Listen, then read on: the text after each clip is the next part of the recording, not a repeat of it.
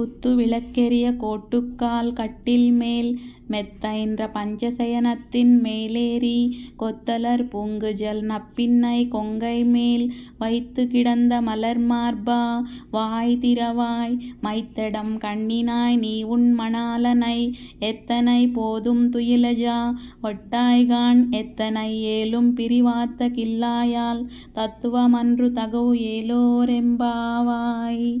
ఈ పాసురం స్వామివారు అమ్మవారు శయ్యపై పవళించిన విధానం గురించి చెప్తుంది. గోదామాత గోపికలు కలిసి ఇలా వర్ణిస్తున్నారు. స్వామివారి పరాక్రమానికి గుర్తుగా ఏనుగు దంతాలతో తయారు చేసిన మంచం మీద పవళించి ఉన్నారు అని అమ్మవారు. ఆ మంచం ఎలా ఉంది? మంచం చుట్టూ గుత్తి దీపాలతో అలంకరించి ఉంది. అలాంటి మంచం మీద అమ్మవారు పవళించి ఉన్నారు అని చెప్తున్నారు. గోపికలు అమ్మవారితో ఇలా అంటున్నారు, అమ్మ, స్వామి విశాల వక్షస్థలం కలవారు. అలాంటి నీ స్వామిని ఒక్కసారి కూడా వదిలి ఉండలేరా? ఒక్కసారి స్వామివారిని ప్రార్థించాలమ్మా, స్వామివారికి చెప్పండి అంటున్నారు. స్వామివారిని నీ విశాలమైన కన్నులతో స్వామిని ఆపేస్తున్నారా అమ్మా అని గోపికలు అడుగుతున్నారు.